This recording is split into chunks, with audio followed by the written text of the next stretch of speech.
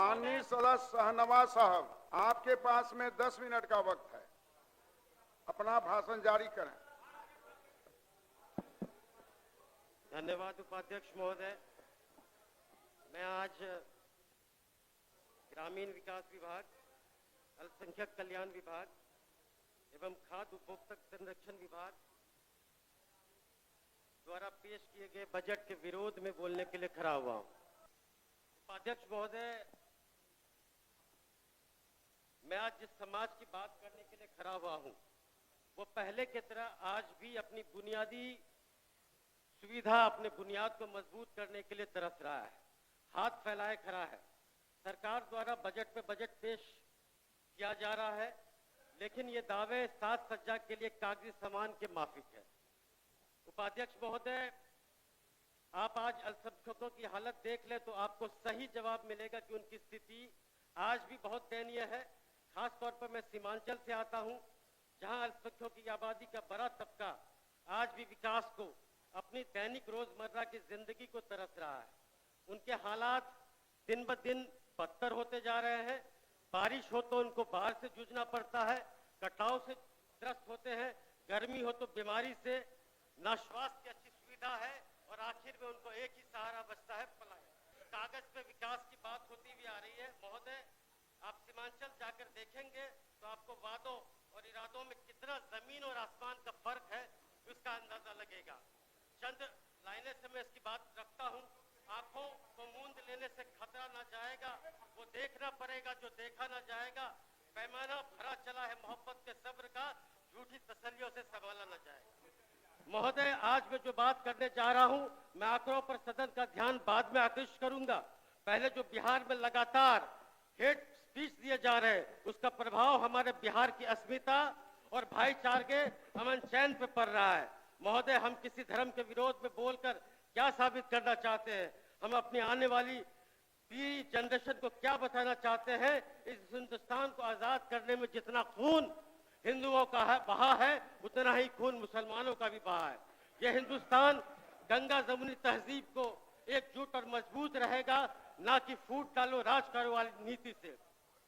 एक तरफ बिहार के मुख्यमंत्री आदरणीय नीतीश कुमार जी हमेशा अल्पसंख्यकों के विकास के बारे में बात करते हैं, अल्पसंख्यकों की चिंता जताते हैं, लेकिन उन्हीं के साथ ही विधायक मंत्रीगण लगातार विरोधाभास बयान देते आ रहे हैं, लेकिन मुख्यमंत्री जी के कानों में जूं नहीं रेंगता है। मैं अमन चैन के खिलाफ जानने वालों के बारे में कुछ चंद लाइनों के बारे में कहना चाहता हूं। अगर खिलाफ है तो हो जाने दो, जान थो रही है, ये बस धुआं है, कोई आसमान थो रही है, लगेगी आग तो आएंगे कई घई जद में। टोका टोकी नहीं, टोका टोकी नहीं। यहाँ पर सिर्फ हमारा वकालत हो रही है। मैं जानता हूँ कि दुश्मन भी कम नहीं है, खून का खून है शामिल यहाँ के मिट्टी में, किसी के बाप का हिंदुस्तान हो रही है। बिहार की डबल इंजन की सरकार ने लगभग 870 करोड़ रुपए के वित्तीय वर्ष, इस वित्तीय वर्ष 2025-26 के आवंटित किया है, जो कि कुल बजट का 0.2727 मात्र है, जबकि अन्य विभागों के बजट के उल्लेखनीय वृद्धि है। शिक्षा और स्कॉलरशिप की केवल घोषणा मात्र है, उनका जमीन पर से कुछ नहीं दिखता है। व्यवसाय और उद्यमिता के नाम पर सिर्फ ठगा जा रहा है। हज नीति पर भी सरकार की स्पष्ट दिशा की कमी है। हर साल हज यात्रियों की संख्या में गिरावट आती आ रही है, फिर भी सरकार केवल दावे पर दावे किए जा रही है। सरकार हज क्षेत्र में अल्पसंख्यक को ठग रही है, बस दावा और कागज पर हवा हवाई है।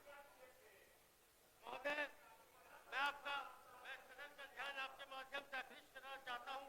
एक महत्वपूर्ण विषय है महोदय, रमजान का पवित्र महीना चल रहा है। पिछले की सरकारों में रमजान को ध्यान रखते हुए अक़लियत समाज के सरकारी कर्मचारियों को सहूलियत दिया करती थी, जिसके कि वो सभी सुख शांति के लिए इबादत किया करते थे और सपरिवार इफ्तार करने का सौभाग्य प्राप्त हुआ करता था और सपरिवार इफ्तार करते थे। हम सरकार से मांग करते हैं कि सरकार रमजान के पाक महीने में छूट देते हुए शाम 4 बजे से उनको छुट्टी देने का काम करे, जिससे कि उनको इबादत करने का सहूलियत हो और वे मुल्क के अमन चैन के लिए दुआ और प्रार्थना मांग सके। महोदय, अक़लियत समाज के लोगों को शिक्षा व्यवस्था मदरसा पर निर्भर है। महोदय, दिन ब दिन मदरसा का व्यवस्था लाचार और बेबस होता जा रहा है। महोदय, बिहार में कुल 3,587 मदरसे हैं, लेकिन सिर्फ 1942 मदरसों को सरकारी मान्यता प्राप्त है। सरकारी देख रेख नहीं होने के कारण मदरसों के मनमानी और बदहाली किसी से छिपी नहीं है। महोदय, सरकार द्वारा मान्यता प्राप्त करा देने से मदरसों की हालत में काफी सुधार हो सकता है। इससे गरीब गुरबे बच्चों को अच्छी तालीम ले सकते हैं। महोदय, मदरसों के अधिकांश संख्या सीमांचल क्षेत्र में है। महोदय, मदरसा के कामकाज के लिए लोगों को लंबी दूरी सफर तय करके पटना आना पड़ता है।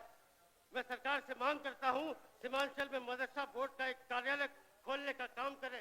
लोगों को पटना आना पड़ता है। महोदय, जब वो मदरसा के काम के लिए पटना आते हैं, यहाँ पे सिर्फ उनको तारीख पे तारीख मिलता है। मेरे विधानसभा, मेरे जिला से कई ऐसे संबंधित मदरसा के मामले हैं जो पिछले 3 साल 4 साल से सिर्फ उनको तारीख मिल रहा है। 3-4 मदरसा के चेयरमैन बदल चुके हैं, लेकिन अभी तक उनके मामले का निष्पादन नहीं हो सका है। महोदय, बिहार सरकार विगत कुछ वर्षों से मदरसा बोर्ड चेयरमैन की नियुक्ति भी नहीं हो पा रही है। सरकारी अफसरों की मिली भगत से काफी लूटपाट हो रहा है। जांच के नाम पे महोदय मदरसा में आर्थिक अत्याचार हो रहा है।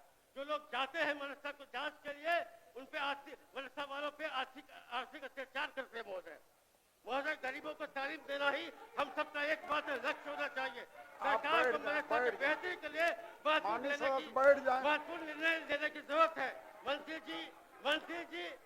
जी जहाँ बैठे हुए हैं, सीमांचल के प्रभारी हैं, बार बार किशनगंज जाते हैं, सीमांचल जाते हैं। किशनगंज की बधाई मंत्री जी से भी छिपावट नहीं है।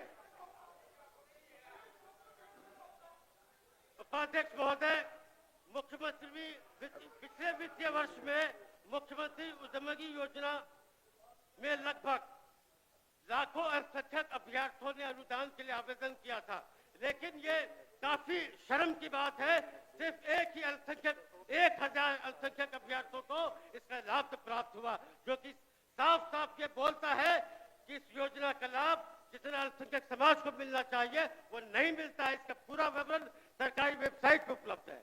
महोदय, नतीजा यह है कि सीमांचल में लाखों लोग रोजगार नहीं मिलने के कारण उनको सिर्फ एक ही बचता है, पलायन। अब आप अपना आसन ग्रहण करें। खत्म कर देता हूँ। सीमांचल का हर तीसरा चौथा जो युवक है कृपया बैठ जाएं। पलायन पे मजबूर होते हैं। अंत में अपनी बातों को खत्म करता हूँ महोदय। सीमांचल में सिर्फ बाढ़ है, कटाव है महोदय।